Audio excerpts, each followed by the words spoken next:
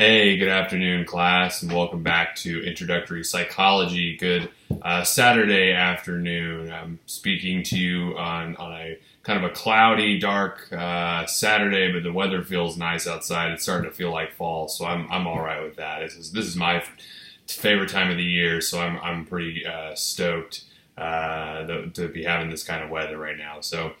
Anyways, I think OU is about to kick off right, as I'm speaking, and I don't know if OSU plays today or not. So again, don't have a lot of good news to share on that front, but hopefully by the time you're seeing this, both teams have played and won. At least I hope so. So anyways, welcome back. Welcome to week number 7. It's crazy to think week number 7, we're getting close to that halfway point. For me, it just feels like the semester just started, and here we are. It's almost October, and we're already halfway through the course, so it just flies by. I don't know if it's like that way for you, or maybe it just does that for me because I'm teaching and I'm taking classes myself. So anyways, welcome back. I'm really enjoying this semester so far. I hope you are too, learning a thing or two about psychology. So just wanted to give you a heads up that your response paper for the Dr. Loftus TED Talk is due tomorrow night, Sunday night, at 11:59 p.m. If you haven't submitted yours already, I know a few of you have, but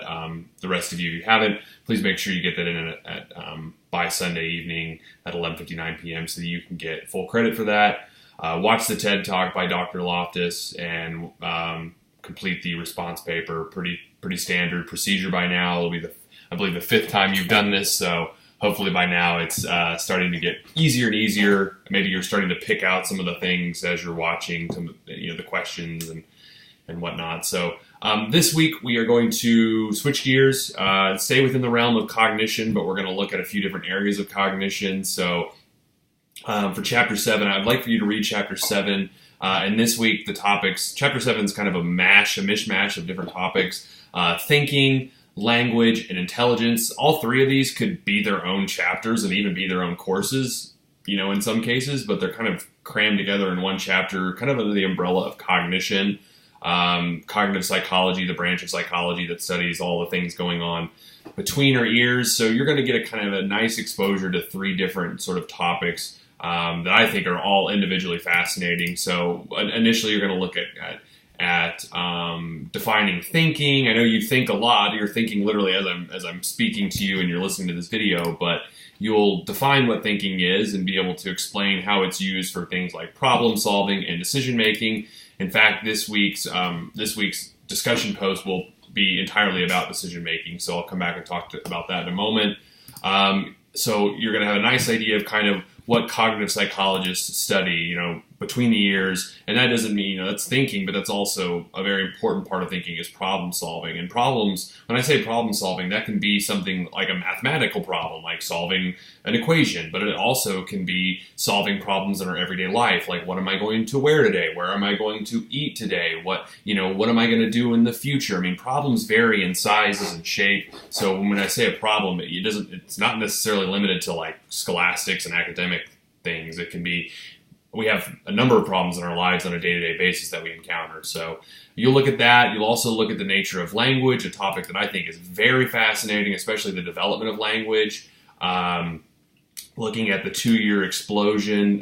Those of you, if you've had siblings or if you have kids and you've got to watch them grow up, especially when they're really young and they're figuring language out, it's a very fascinating process. And you can actually watch some of these ideas talked about in the textbook play out before your very eyes, and it's really cool. Then finally, you're going to look at intelligence. The topic of intelligence is a very interesting one in psychology.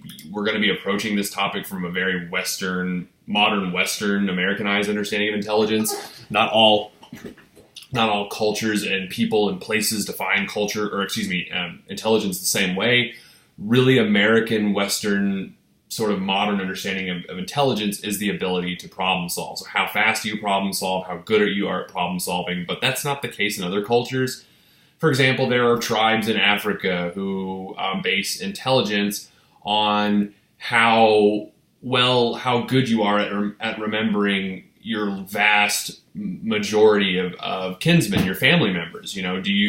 If you have a family of 150 people, including, cousins and brothers and sisters and all that, and if you remember all of their names, you are considered an intelligent person in that society. So I want you to think that intelligence, how we define it here, is very relative. So we're going to look at ways that how we define intelligence and different theories about intelligence, because there's a lot of disagreements among psychologists about the existence of intelligence, whether it's a singular construct or idea called intelligence, or are there multiple ways, multiple intelligence. So that's kind of the big debate in psychology that's still sort of ongoing. You'll also look at intelligence testing. There's different types of testing, projective testing, where you project your personality onto the test, kind of like a Rorschach test or a thematic apperception test. And then there's also more standardized tests, objective tests, rather than projective. These are kind of like, these are ones that maybe you've taken. If you go onto like an online personality test website, they're probably basing theirs kind of off the objective tests, where there's really not a lot of interpretation as like a Rorschach. These are much more, they're multiple choice answers, so they're it limits the amount of answer choices you can give. So they're very different, objective versus projective tests. And then finally, we're going to come back to the topic of heredity, looking at the role of nature and nurture in terms of intelligence. But like all things, intelligence is the byproduct of both. It's not nature or nurture, it's nature and nurture. It's a combination of the two. It's a unique combination of the two. So that's kind of the rundown for Chapter 7. Again, it's a big, broad overview of 3 really big topics. So you're going to get a kind of just a nice smattering of each one. So read Chapter 7. This week there will be no response paper, but there will be a discussion post. So I have posted the discussion topic for the week. It's on making decisions. There is a TED Talk accompanied with it by one of my favorite presenters, Malcolm Gladwell, who's written many books for the New York Times and other publications. Maybe you've heard of Malcolm Gladwell. He's somewhat famous. He's not a psychologist, but he's a really sort of pop psychologist or author. I don't know how you would describe him, but really big component of the social sciences. So watch that TED Talk and complete the discussion post in a timely manner. Make sure you get your initial post in by Wednesday and your peer responses in by Friday. I think this is a really interesting TED Talk. I think this topic is really interesting. We are bombarded by hundreds of thousands of decisions on a daily basis, and we are bombarded with so many choices as well in those decisions. So sometimes it can be a little overwhelming. I want you to kind of think about the pros and cons of having lots of choices and lots of decisions. And there can be pros and cons to both, it's great to have a million different places to go pick and choose and eat from. But then when Friday night, when my girlfriend and I are sitting around going, where should we eat? We can't think of anywhere. It's kind of like there's too many choices.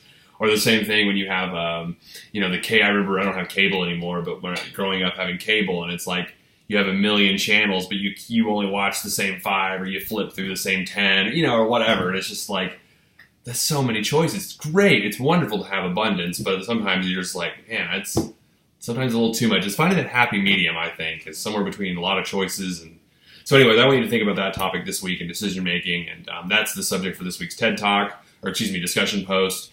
So that's about it for week number 7. Read the text, Chapter 7, if you haven't done so. Complete response paper 5 if you haven't done so. That's due on Sunday night. And our discussion post is due on Friday. Watch the TED Talk that goes along with that. That's posted and ready for you to see. Oh, and don't just heads up, our next exam I will open up next week. I'll probably open it up next Saturday. Just heads up. And it covers chapters 5 through 8. It's almost identical to the last test in terms of the format. 50 multiple choice questions. They're almost equal for each chapter. So, and I try to touch on the big picture things from each chapter. So be aware, be alert that there is an exam next week. Please respond to the email I send out if you have any questions about the exam, questions as you're reading Chapter 7, anything like that. So I'll be happy to help you. Other than that, I hope everyone has a great week. Get outside and enjoy the weather. I guess as long as it's not too bad. It's kind of cloudy right now, but I think it'll be fine eventually. So, all right, I'm going to let you be. Have a good weekend. Be good and be safe. Take care.